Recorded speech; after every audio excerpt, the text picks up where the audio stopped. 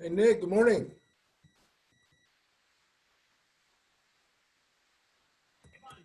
Good morning, Lee. Morning. How are you this morning?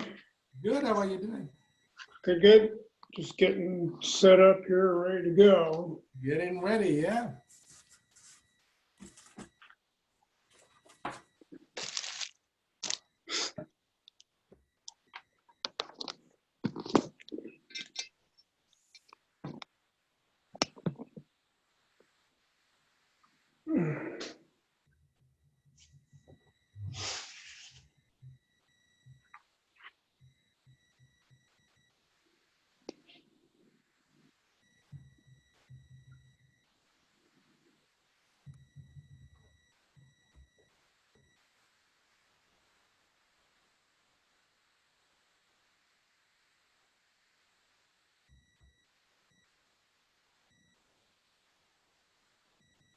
So, good morning.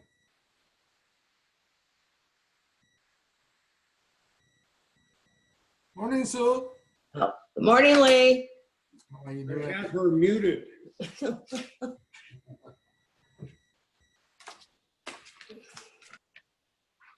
This was a good book.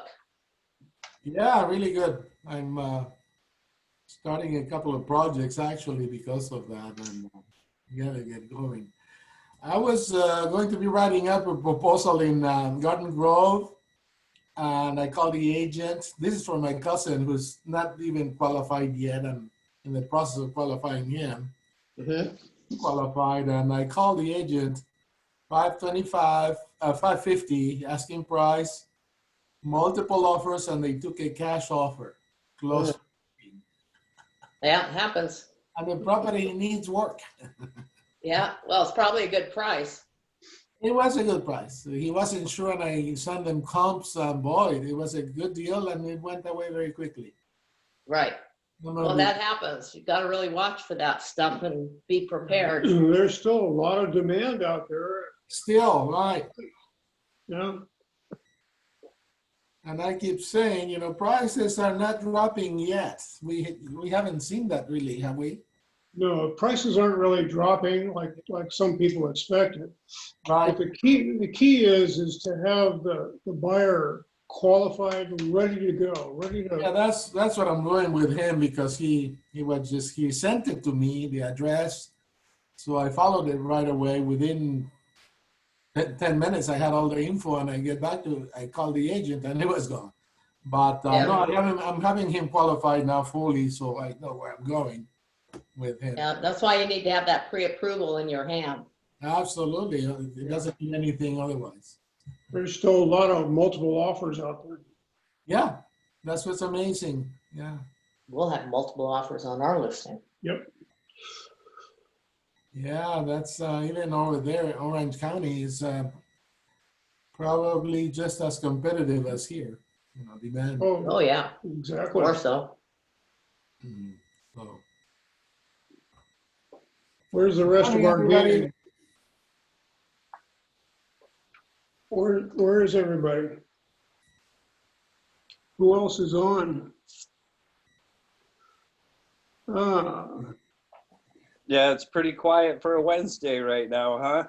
Yeah. Morning, Michelle. Michelle's there. Michelle? Al. Now, And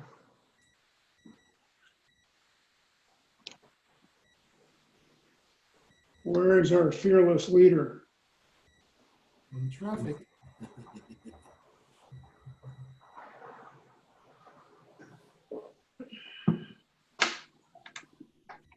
Oops. Oh, dismiss.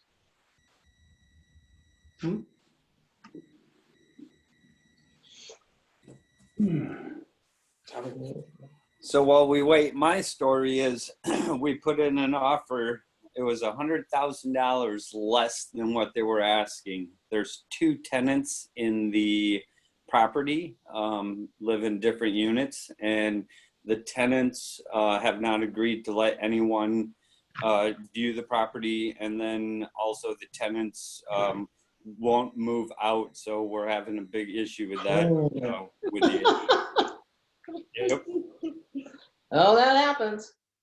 What are we talking about? What issue? That we put in an offer, but we're having problems with the tenants that are with the current seller. The tenants won't allow anyone to go in to view the house, and then they're having issues probably even getting them out in the long run. No way, really. This is a tenant or this is a seller? It's the tenant. So there's 2 tenants in it, and then so right now we're writing up the addendum for tenant to possess. But of course, you know, we need to go over all their agreements with them, their leases, to see, you know, what their lease terms are, if we can maybe just extend it for a few months after the sale, you know. So we're trying to figure out what we can do on our end. Yep, go ahead. I have something to say about that. What city is it in? Topanga. So, Los Angeles. Okay, Yeah, Los so Angeles County. Is it a rent control property? Is it a house or is it apartments? It's a house. Okay, never mind then. Onward. I appreciate the input though, Michelle. Thank you. No. Yeah, well, if it's multifamily, if it's a duplex or a Right. triplex and it's under rent control, the sellers cannot ask the residents to move. And the buyers need to give them a 60-day notice, but the buyers have to want to take occupancy. So it's a whole thing. But a single family home, Yep. if it's not managed by a property management company, is exempt from all that. So never mind. Okay. Yep. Cash for keys. Cash for keys, yeah, absolutely. The wonderful thing of statewide rent control, right? And then especially what we're dealing with the coronavirus. So awesome, guys. Thank you so much, guys, for being on the call. You guys want to hear something funny? You know, typically I get into the office around 8:30 or so. And today, you know, now that things are starting to open up, you know, I left maybe about 10 minutes later than I usually do. And it was like certain areas of the freeway, because I jump on 5 freeways. Okay, I jump on the 605, the 105, the 710, the 91, and the 110, 5 freeways. And on every intersection, when you know jump into the next freeway, it starts slowing down. So those 10 minutes that I left the house earlier took me about another 20 minutes of my time getting into the office. Now I'm working on getting and finding a place out here in the South Bay. I finally got pre-approved, so you know, hopefully I can find something out here in the South Bay area. You know, I'm looking at San Pedro. I like the old Spanish homes. So there's patches around Western that have some beautiful 1930s, 1940s. And I just love those homes. They're not your typical cookie cutter homes. So I like how they're unique, they're different, they're original. And, you know, some of them are still a little maybe dated, but there's ways to improve them to raise property value. So those are some of the areas, and I'm looking here in Torrance as well. Unfortunately, I can't afford Redondo Beach. You know, price point is not that high, but that's okay. Eventually, you know, I still have to sell my Chino Hills house, so that'll definitely help as well. But anyways, what I wanted to really tell you guys as I was coming in, I'm rushing in, and then John, you know, who's one of our agents, I always see him in the morning, and he parks in my parking spot. You know, I usually park up in the front, and I usually take the last parking before going into the neighbor's parking structure. And, you know, it's divided because you can see the pavement. It's newer on the other side than it is with us. So I'm pulling up to the driveway, and I see this beautiful Mustang, and it's like, no, he didn't. And I had to end up parking on the far corner, rushed in here, and now it was like around 8:52 or so. I'm coming in here, I have my backpack, I have my drink, I have my cell phone, I totally forget to put my mask, and then I'm trying to open up the office, and it's not working. Then it's like, then I try the other key, it's not working. And this is the office, my new office, which I took Linda's old office. So that's why you don't see the background anymore. And I'm going and going and going. And then I said, Holland, yes. I says, can you give me an extra key into the office? She goes, well, did you try all your keys? I go, yes. She goes, let me look. She looks. And then she plays with one, it doesn't work. She plays with the other one, doesn't work. Did she try this third one? I go, I think I did. She turns it, it opens up the door. The moral of the story is, you know, sometimes when you're in a rush and things are just not planning out like it usually is, it can be a little frustrating. You know, I had the key all this time. The unfortunate aspect of it, it was that I was so much intensely focused on getting to our call that, you know, I bypassed the other key. So, and the traffic didn't help. And then John comes up to me and says, good morning, Simon. I said, John, you took my parking. He goes, no, I didn't. I did not take your parking. I said, yes, you did. He goes, no, I know your parking. I parked next to your parking. And then I went back outside, and he was right. See, it's all up here. You have unwavering faith. Unwavering faith, absolutely. It's just the craziest thing, one after another. You know, it's just one of those. Yeah. You're not entitled or anything. I thought that was. We usually get here early enough that that parking space is usually available. And remember, guys, in the last 3 months, it's been super quiet. So that was my VIP parking. Unfortunately, it still is, but who knows? Monday, we're officially opening up the office. I'll announce it today at our sales meeting. So we're super excited about that. I have the office back up and running. So obviously, we're still going to practice social distance. We're going to still wear our face mask. But office will be officially open, guys. Okay, so we'll be talking about that later this afternoon at our sales meeting. So awesome. Senior Empowerment Guru, that's Jennifer. I love it. How's everyone doing? Good. Hi, Simon. I'm here. Awesome. Thanks. What's up, Nicole? Hi, Ben. I'm well. Thank you. Let's finalize the miracle equation. So, you know, the last two chapters, chapter 9, chapter 10, it really defines on really, you know, the entire book. And what I got through the chapters is one of the components is, and I'm going to throw it back at you folks, is what was your two of your takeaways from the actual book? Anyone would like to share? Any takeaways from the entire book? Yes, I Nicole. can.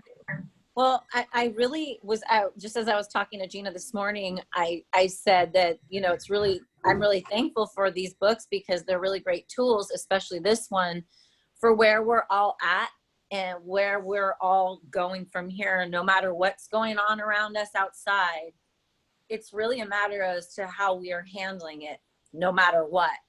And if we're really in these books, especially this material with this book, it's really us with ourselves against whatever happens. And we aren't prepared for anything, and or we're prepared for everything. It's really just a mindset. It's having that structure in the morning, but not just in the morning, but having that structure in your life. So you can facilitate everything that your whole life is going to capacitate in order to lead a full and whole life that you want to see yourself living. And so that just takes planning it out from the morning to the time that you go down back to bed. And it's being present with yourself, and it's being present with the tasks that are going to be at hand, being realistic about the tasks, and then planning accordingly, and not being overwhelmed by what the planning is going to entail, but just preparing for what that's going to entail each step. Maybe not being overwhelmed by the whole thing, but maybe just portion. And that's what that book laid it out for me is, it doesn't have to be everything right now, but we're planning for the big picture and working at it. So I think that's what this book did for me. And that's where we're all at. So it was confirming and reassuring too, as well. Absolutely. Thank you, Nicole, for sharing. Anyone else? I did make a note at the very end of the book that comes directly from the quotes that are in the chapters. And I said the miracle equation, it's going from the possible to the probable to the inevitable.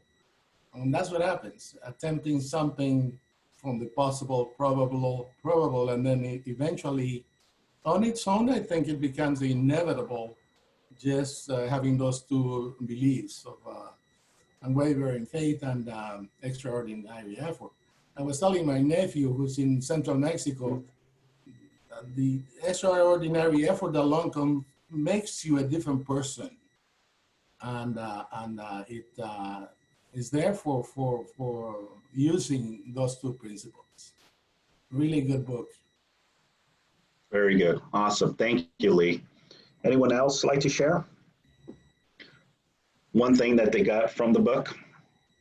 You know, it definitely talks about, you know, how exciting it is to have and create tangible, measurable miracles. Everyone's beliefs are different. My belief is different than Al's. Al's is different than Michelle. Michelle's different than Nicole's. Nicole's is different than Gina. Gina's different than Patricia's. But we all, you know, gather our thoughts and our beliefs. You know, the whole purpose is to wake up earlier. And, you know, in chapter 10, it really defines the breakdowns of the author of the book and how he starts his day and how we should all start our days, right? Would you agree? You know, and it starts with whatever you think in your beliefs is the appropriate thing, you know, not just get up and jump in the shower and then head to the office. It's having parameters of things that you do to jumpstart your entire day. And that's the whole purpose of the book. You know, it's like unlocking the life of your dreams, right? We all have our goals, our expectations, our dreams. You know, for some of us is, you know, that exotic vacation. Some of us is investments, buying, selling. For some of us, it's just the joy of giving the keys to the new buyer and congratulating the seller on selling their home and closing that chapter and opening up a new chapter in their lives. I mean, it can be our children, right?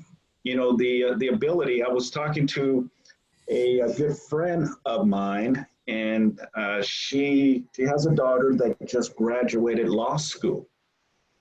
And one of the questions that the daughter and the parents want to do is provide her with transportation. And when she told me, what the gift was, it's not just your typical Toyota or Honda. She goes, I want a Maserati as a graduating gift. A Maserati, guys. And I started thinking, gosh, you know what? And we all been there. And, I go back to my humble, experiences growing up. My parents didn't really have much. They didn't have an education. I'm first generation. And I see things a whole lot different than the newer generation or the younger groups. And that's okay. I wasn't privileged to have a lot of stuff. We struggled. My mom had multiple jobs. It was rare that I would see her because she even worked on the weekends at the swap meet. But it really embedded to me the ethics of hard work. I don't know how to stop. I don't know what giving up means. I don't know what 9 to 5 means to me, because I'm 24/7, believe it or not. And what I mean by that is, I love what I do. I definitely love what I do. Is it challenging? Absolutely. Life is challenging in itself. But what I can tell you is that if you have a passion for something, nothing can stop you. Nothing. And that's one thing that I truly, truly admire in my going on my 24th year in real estate. I've only gone this way. Okay. And what I think, and we kind of look at different aspects of our lives, for the people that have, less time in the industry, I hear the frustration, I hear the stress that involves. And what I mean by stress, meaning, being in a transaction, having a listing, being an escrow, having a buyer looking for property, there's so many variables to it. And it's very stressful on top of all the layers that we've been dealing with, right? And I'll repeat it, the COVID-19, the coronavirus, the protesting, the riots that we have, I think it's starting to kind of stabilize a little bit. But it really just anchored when I heard her tell me that that's going to be, one of the gifts that they want to give her daughter. And that's phenomenal. I wish that one day I can provide that too, as well, to a child. And say, whatever you want that Ferrari, here you go, and that's awesome. I'm so excited, and it just really said a lot to me, because one, growing up, my father had a 1984 Camaro. And that Camaro, my father told me that was going to be my vehicle when I'm ready and when I have my driver's license. And most of you don't know, but my mother and father divorced when I was 9 years old. My dad lived here for a bit before moving back to Mexico, remarried. I have two beautiful sisters out in Mexico. And when he would come down to the States, he would work because he was a truck driver as a Teamster, and would come in, guarantee work, get in, bring money, take it, and go back to Mexico. But the vehicle was here, parked at my aunt's, his sister's home. And when I would go and visit my cousins every week, I would tell my cousins, that's my car. And I would ask my aunt, can I get the key so I can go inside the car and just pretend that I'm driving the car? And when I got a little older, I was able to start the car and just hear the rumbling of the engine. And I was so excited because I would always tell myself, and my dad told me that was my car when I grow up. And I was eager and excited when I turned 16 and a half, because at the time, and I'm not sure what the regulations are now, but at the time, you know, the high schools had driver ed. You were able to get your permit and eventually get your driver's license. So this was in the mid 80s. And I remember my father buying that vehicle in West Covina from a private party. And he paid $5,000. This is how vivid the memory is to this day. And I'm 47, will be 47 this coming weekend. And it's still embedded in my head, guys, that my father paid $5,000 cash in the 82 or 83. He bought it used. It had low mileage on it, but he ended up, and I remember driving out to West Covina with my uncle and my father, and he went in, looked at the vehicle, test drove the vehicle, and handed him the cash, and we drove back. And, you know, my dad was so excited because we grew up with Camaros. My father had a 69 Camaro. He had a 73, a 79, an 82. I had a 92 Z28. My brother to this day has a 2000 Camaro. So it's been like a legacy of ownerships of Chevy Camaros. So when the vehicle was parked in my aunt's house for years, he would come and use that as a vehicle to transport, you know, us around or go to work. And there was a break. He would go for a year, come back for a month, leave for a year, come back for a month. And that was the consistent basis. Then around 17 or 18, I think it was around that time,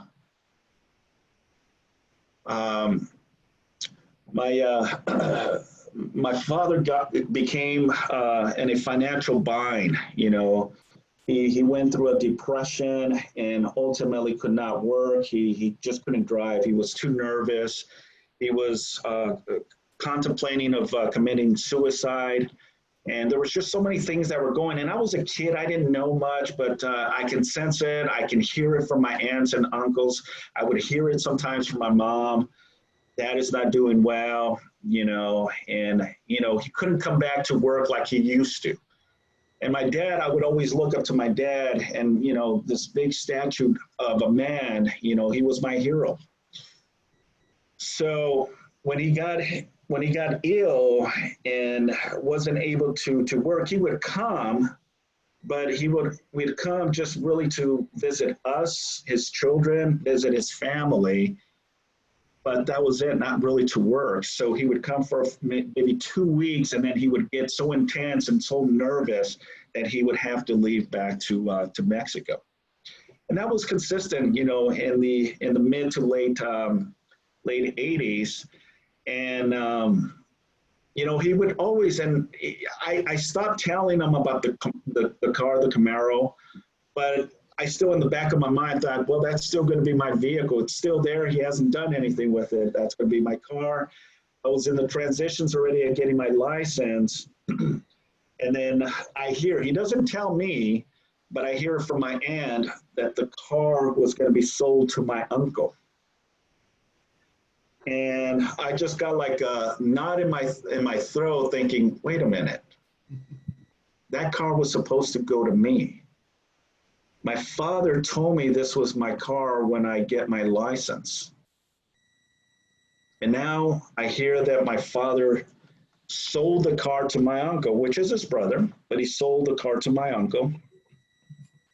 And I was so disappointed and so discouraged, and I was upset and mad.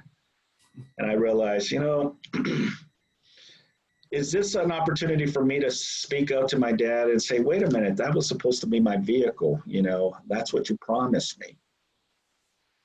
And I didn't say anything. I remember my uncle getting the car ready. He did a tune-up there at my aunt's house, got it all ready, and drove off with it. My uncle lives in Belinda, if you guys know where Belinda is, out in the West Covina area.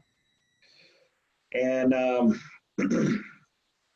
he ended up taking the vehicle, and I was somewhat disappointed and didn't say anything to my father, left it alone. But I wouldn't go down to my uncle's, you know, because I knew I had a sentimental, you know, attachment to that vehicle. Remember, guys, I used to jump in that car and pretend I was driving, you know, and it was a stick shift. So I would play, I would, you know, push the clutch and just kind of play with the vehicle parked there, you know, and that was my pride and joy. Then several years after, I ended up going to my uncle's house. I saw the Camaro, and it wasn't the same anymore. The car was given to my cousin, and cousin did not take care of the Camaro. You know, I would literally wash the car, guys. You know, when I would go visit my cousin in Los Angeles, I would wash the car because I just wanted to make the car look nice and pretty, you know, because that was my car. Eventually, 92 came, and that vehicle was parked somewhere in Los Angeles. And if you guys remember the 92 riots, well, that car was a victim of the riots. It went up on smoke. I think it was parked in one of the industrial, because my father's side of the my parents' side, or my father's side, were all in the fabric, you know, industry. So they had a warehouse like in the heart of downtown, just south of Los Angeles, or downtown south. And in 92, when the riots happened, you know, they ended up looting, destroying, and burning vehicles. And unfortunately, the Camaro, that 82 Camaro, was one of the victims involved in the riots. Why am I sharing this story? You know, because again, you know, going back to the beliefs, you know, that we can create, you know, and I think about it now, you know, it used to hit me hard because that was a car that this was something that my father was going to give me. And I took it to, you know, to heart. But, you know, from that, I also ended up getting my own and got a 92, which was even better than the 82 Camaro, because the 82 was a 6 and I had an 8-cylinder. But again, we can all share our stories, you know, from our, you know, younger age, teenage years. And I know we all can share one or two things that, you know, has transpired and happened to us. And this book really opened up the eyes of the tangible ability of the dreams that we all can have, the happiness, the joy. And I reflect back, and to this day, I've never mentioned anything to my father about the Camaro, but now it was something that resonated in the last couple of days when reading this book and sharing this with you, that I'm going to have that conversation with my father, and I'm going to FaceTime him or Zoom call him and say, you know what, and we're just going to laugh about it, but I'm going to bring it up to him. Because again, it's something that I don't think that he ever realized how much it impacted me. And it was a car, a material thing, guys. But the moral of the story is, you know, as a kid, that was something that I really, truly wanted, and I truly believed that car was going to me. I thought, Dad giving me the keys to that Camaro, just like we do in real estate. So, anyone like to share any of their thoughts on and growing up or anything? My humble advice, you need to do this in person. it's too easy to hang up the phone or the Zoom or whatever, and things are going to be left as they were in person. And don't fight with your dad. Yeah, that's so true. No, but really, because you cannot get away. If you're in person, you're there. He cannot get away, and you cannot get away. You need to come. Absolutely. And it's not a big deal, by the way. Right. Things are not. Yeah. Right. Absolutely. Absolutely. There's another thing I wanted to share with you. It was on page 195, and it says about you must replace fear-based thinking with faith-based thinking. Okay. There's so many things that we can be fearful. I heard this Friday that my godmother passed away on Sunday, but I found out on Friday she had a mass heart attack, and they were trying to resuscitate her, and unfortunately she was in a coma on Saturday, and then Sunday they couldn't do anything, so she ended up passing away on Sunday. And this was my godmother. This was the woman that at one point raised me as well, and my mother when my father and mother separate. I remember living in Los Angeles on Vermont and 24th Street. And why I feel compelled to say this as well is because my godmother, just as much as my godfather, helped my father come to the U.S. when he was 14. My father at 14 years of age from Mexico, needed to bring something back to the family. My grandfather was an alcoholic, would go to the bars and, would burn the money that my grandmother would work selling, goods. So my dad believed in the American dream, and this was in the 60s.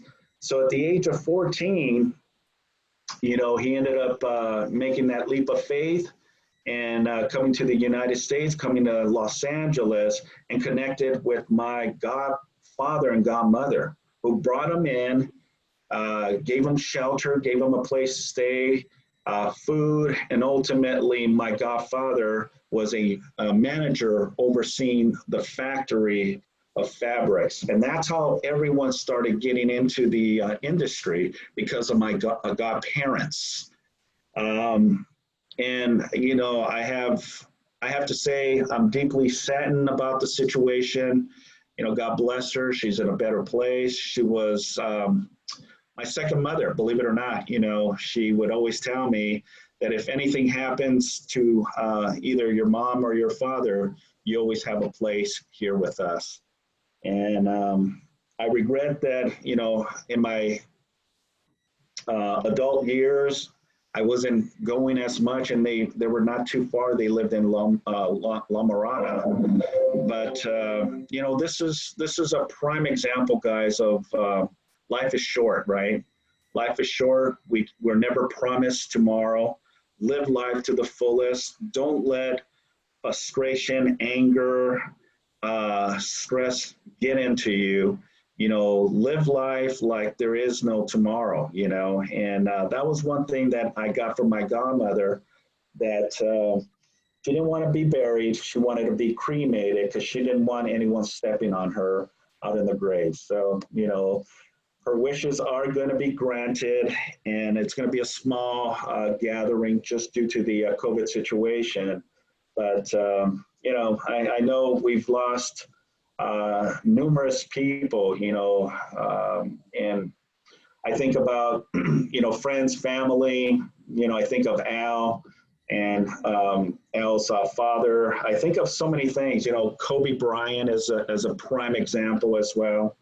And this is the whole purpose of having these gatherings, to share ideas, to bring thoughts to it, because we all have different paths that we came, and it's unique. It's fun to hear people's, upbringing, because that's one thing that I like to share. I didn't have the most perfect childhood, but I don't take it for granted.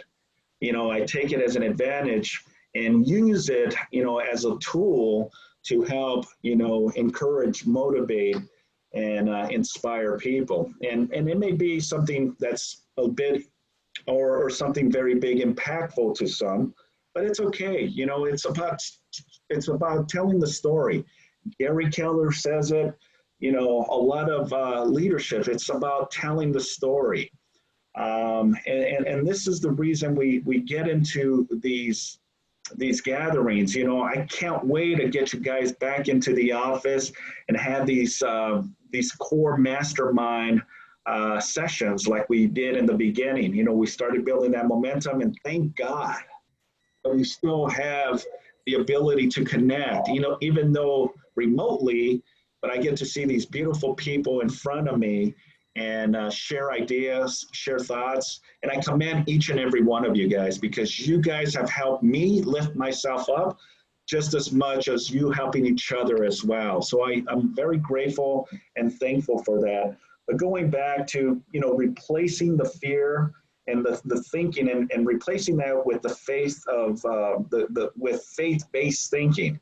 I'm a true believer to that. I grew up as a Catholic, then kind of transitioned as a Christian, and I'm a little bit of both now, because there's things that I believe in the Catholic as much as I believe in the Christian, but I'm open, and I know that we have a universe. I don't know what everyone's belief is, but my belief, is what matters to me, right? So the other thing I also, on page 195, that I also wanted to share was from Errol Nightingale, known for his inspirational and his audio books. And he said, we become what we think about. We become what we think about. How powerful is that? If you think, you shall be. If you think, I'm going to be a mega agent, I'm going to close 10 transactions this year, I'm going to do $250,000 in GCI, I'm going to get in the best shape of my life.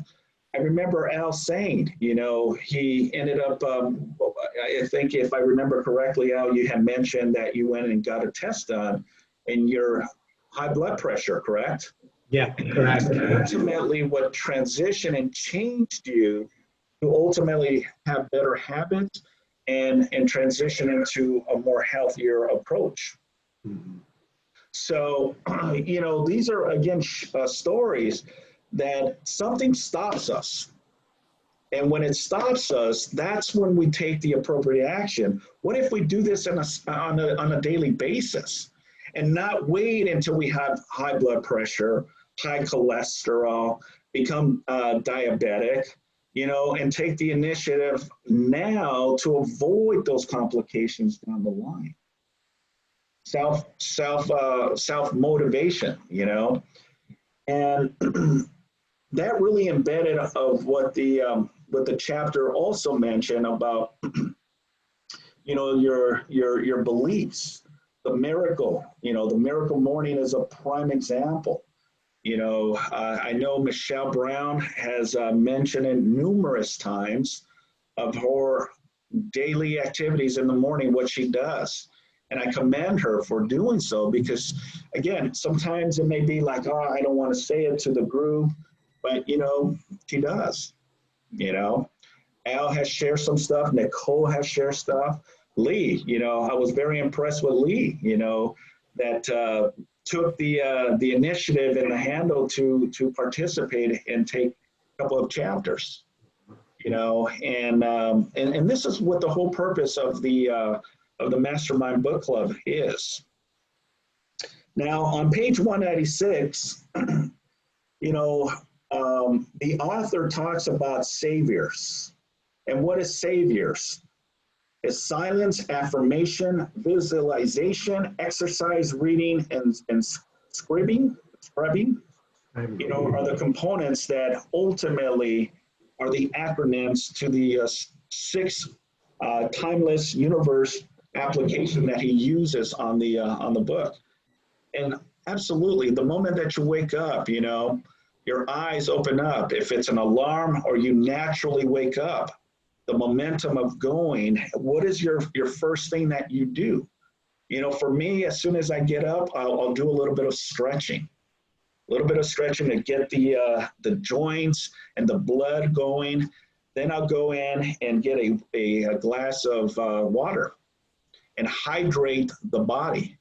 Because remember, you know, depending on how many hours of sleep you get, if it's, you know, 5 hours, 7 hours, 8 hours, or maybe even 10 hours, you know, the body definitely gets dehydrated. And Al, you probably can testify to this, you know, as an athlete and consistent consistent exercise regimens. You know, that's one of the most important is the hydration of the body to nourish the organs, you know, to kickstart. I think I even said it's like a vehicle, right? An engine that gets started, the oil is in the oil pan, and it takes a while to lubricate the entire the entire engine. It's not something you start and take off, you know, because the engine is not fully lubricated. And that's, again, the same components in our bodies too, guys, that, you know, it has to be a regimen and it has to be systematic, but to avoid any injuries, you know, stretching is a key component. Yoga is a key component. You know, any little things to move, you know, as we get older, our metabolism changes. You know, now just looking at food, we gain weight. What the heck? You know, I used to be a lean, mean fighting machine like Al in my 20s and early 30s. And now it's like, gosh, I look at food and I just gained 5 pounds. What the heck? You know, so there has to be a balance, right? Would you agree, guys? There has to be a balance spiritually, physically, and emotionally. You know, those are the components that calm the nerves, calm stress. Stress is very, stress can be a death sentence to a lot of us, you know. This is why I'm so, what's the word? I'm so grateful that through all the challenges this year, you know, I've been able to hold that composure and not stress so much, you know, because it's been very hectic these last few months. Would you agree? And you know, more so here when, you know, it was completely quiet, no agents were in the office, and now we're starting to see the momentum of agents starting to come in, new faces are starting to come back into the office, and I just see joy and smiles, and it's very contagious. So you know, really take care of yourselves, guys. Really definitely take care of yourselves, because again, look at what the author went through. You know, the accident that he was dead for, I think, six minutes, you know, then ultimately having cancer, and was able to overcome those challenges. How stressful is that, you know?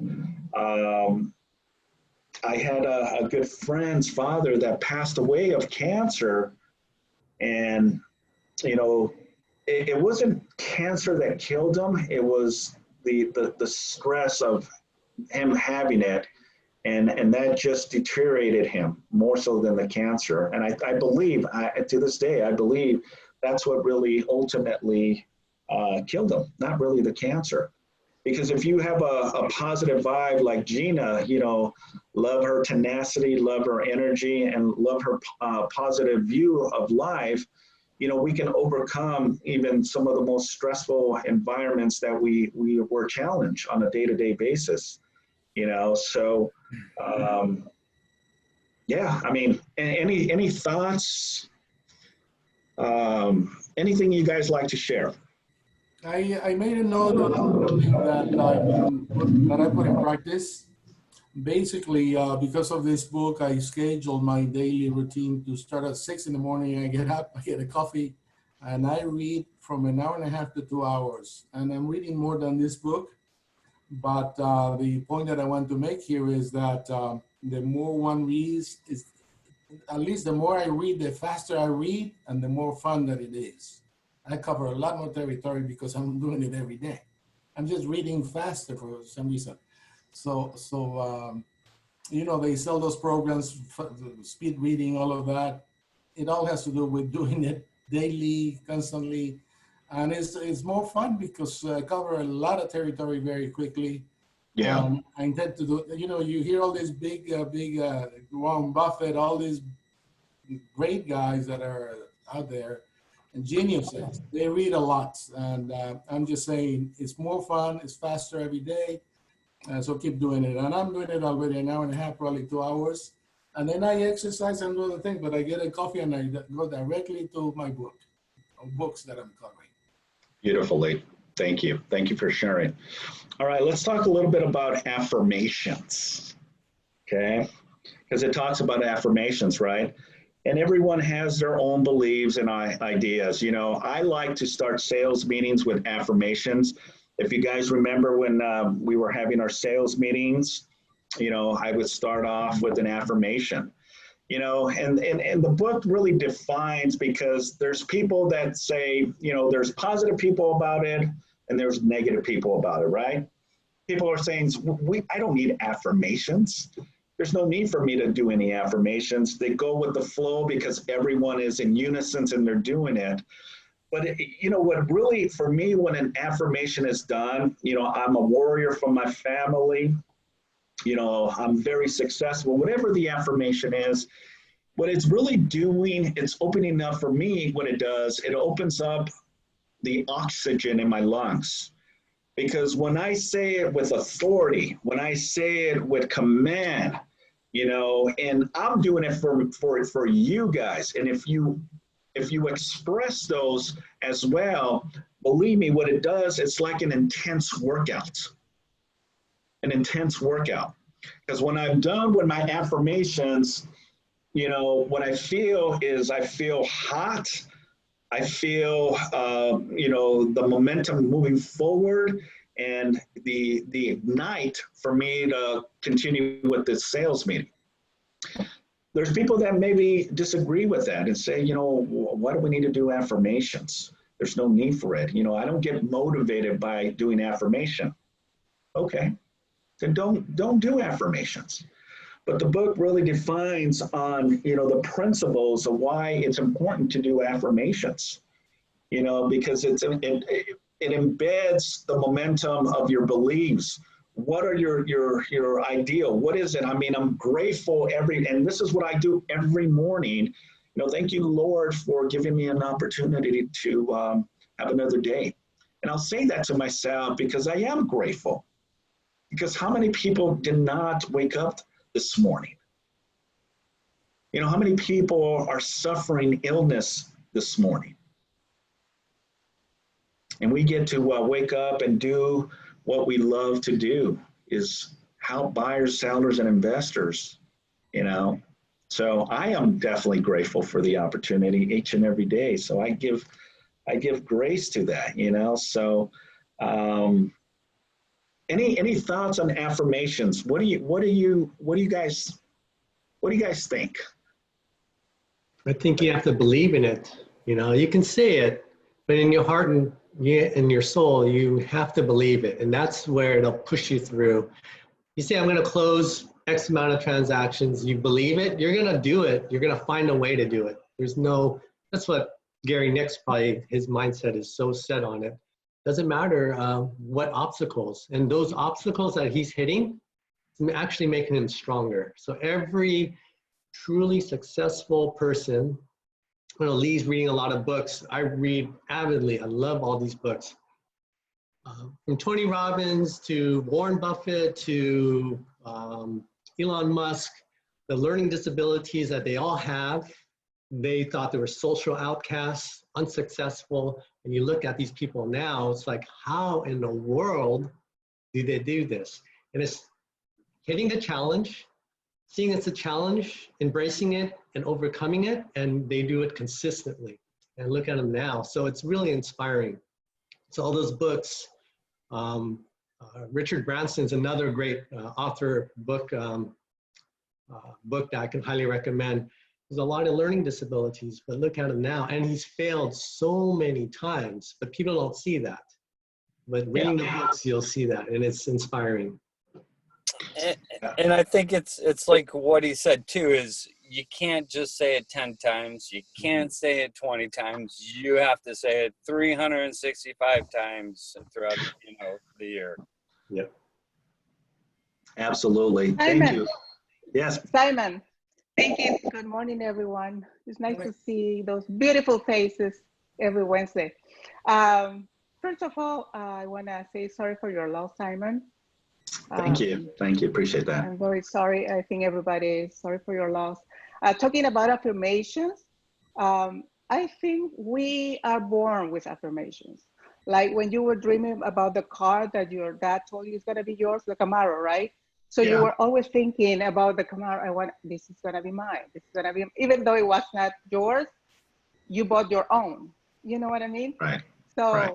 And then now we say affirmations, but I think we are born with that, like your dreams. That's something that you want to accomplish. Like I remember, I always wanted to come to this, I always wanted to go to another country. Like, I'm going to leave Peru. I'm going to leave Peru. I want to live anywhere since I was probably 16, 17 years old.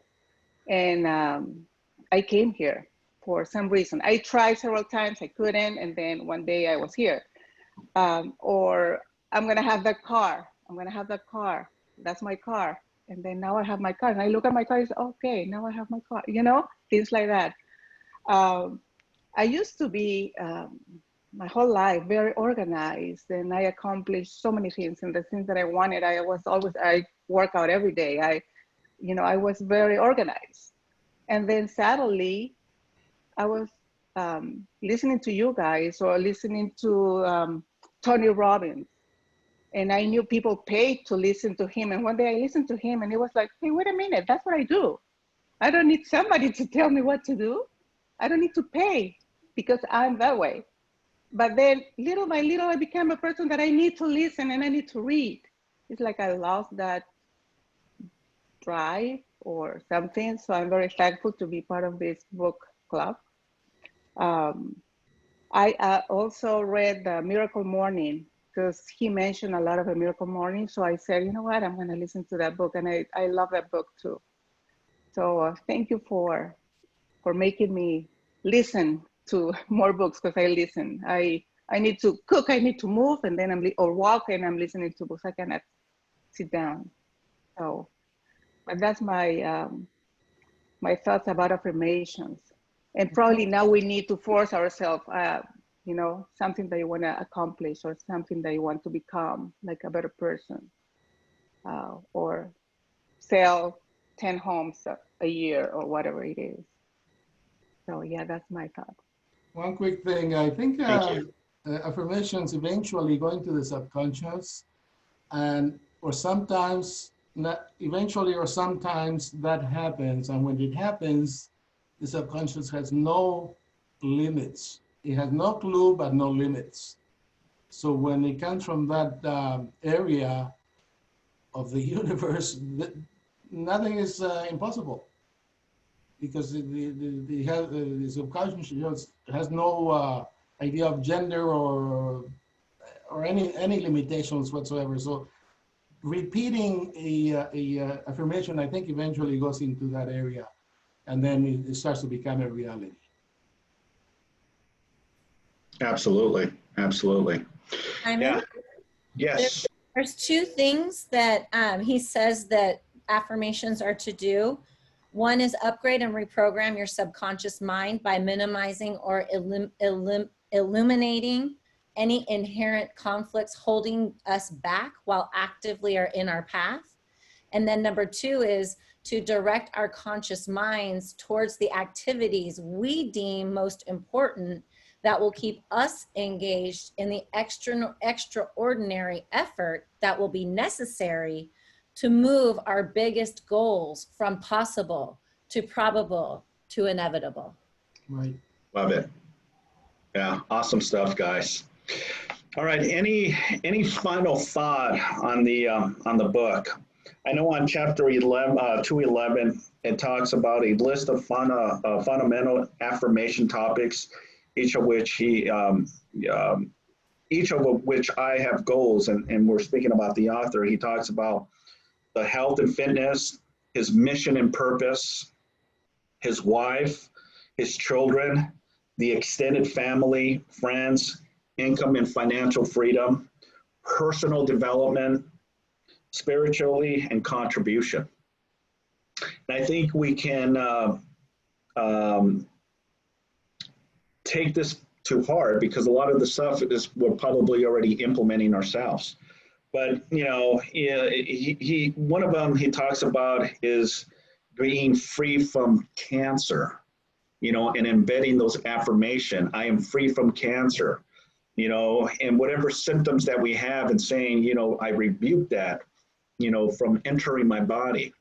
You know, it's embedding, it's a mindset, but it also helps, you know, realign, you know, the mind, the soul, but also our way of thinking, and having that positive outlook to, you know, sometimes that is negative. You know, I can say and complain about the coronavirus. I can complain about the rioting. I mean, we can complain about so many things, but what's the purpose? Is it going to change anything?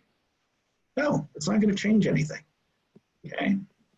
You just got to focus on your goals, your expectations, what you told yourself in 2019 for 2020. People are already like sick and tired of 2020. I am done with 2020. I can't wait to 2021. But what if 2021 is more junk? Are we going to blame that year as well? No. Focus on you, focus on your beliefs, and focus on your dedication to your business. Okay? Because whatever jabs you get thrown at, curveballs you get thrown at, you know, you can move and adapt to it, or you can stay there and get slapped in the face and whine and complain. Or you can take the action that says, you know what, I'm not going to let anything interfere with me. I'm going to stay focused in my business, and I'm going to stay focused in myself and focus in my family. And I'm going to do what I need to do each and every day to strive for excellence. Okay, that's what I do. Okay, every single day. I have committed to this office. I am not going anywhere. I'm anchored, and you know, I'm looking forward to tomorrow. So with that being said, guys, it's 9:58, but we're done with this book. So I like to just get some thoughts, but I was really thinking about what would be our next book. And I know we have the John Maxwell book, and I want to keep that one, but I want to keep it in the back burner. But there's a book by Mo Anderson, guys, that I really, really think we need to, you know, stay in culture more so than ever right now. You know, as Gary Keller says, you know, such a visionary individual, and you know, back in the 80s, you know, when he started, or I think it was the 70s or 80s when he started Keller Williams, you know, the biggest competitor was Century 21. Then in the 80s, it was Remax. And now we deal with, you know, these so-called discount brokerages. But his vision and his attribute to the company, to the organization, and coming back as the CEO just really shows value. And I think as a support to that is really the culture of the company. And I think with Mo Anderson, I have a picture with Mo Anderson 3-4 years ago in Texas. I think I was in Austin. She had her little posse of security, and I can't remember the place where the restaurant was a restaurant, and it was a stage where a live band was going and playing. And I see all these people surrounding this individual, but I couldn't see who it was. But then as they were coming closer, I saw the posse of security around her. And I just happened to do what I always do, give my smile And believe it or not, that smile got her to come to me. And what she said to me, she says, honey, you got such a phenomenal smile, something to those words. And I attracted Mo Anderson to me. And I said, Mo, would it be okay if I take a photo with you? And she says, not a problem. And there was people all over her. And there's a picture that I'm cheek to cheek, literally cheek to cheek with Mo Anderson.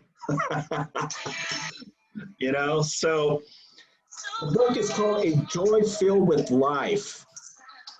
So I would like to be our next book moving forward next Wednesday. I think the book is similar to the Miracle Equation. It has a lot of powerful nuggets to it, and I think this is a book that we should definitely take on. So can I get a thumbs up on this? We're okay with that? And then the following we'll explore, but I think we'll just go back to the John Maxwell book. I can't even remember the name of the book that we were. But let's spearhead the Joy Filled Life with Mo Anderson, okay? And that'll be our next book, guys. Okay, so be prepared next week. If you don't have it, you can also do it in audio as well. But it definitely has a lot of leadership and energy on that book. You know, I remember, and I had that book, and I think I have her actually sign that book for me. But I think that would be a great book to spearhead this coming week. Okay, are we in agreement? Can I get a amen? Yes. Yeah, there you go, Al. Love it, guys. All right, cool. Roger that.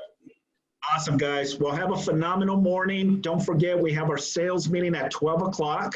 I have a gal who's going to be talking about ADUs. Okay, so anyone that's interested in modifying and doing an additional dwelling, a garage conversion, you know, she'll be on the sales meeting call today. Okay, we have some updates with Chris Rivera and the reopening of the office as well coming this Monday. Okay? A joy-filled life. Okay, guys. So I'll see you at noon. Okay. Have a phenomenal day. Take care. See you, Simon. Thank you. Thank you, guys. Everyone, thank you. Great Have a work. good day. Thank you.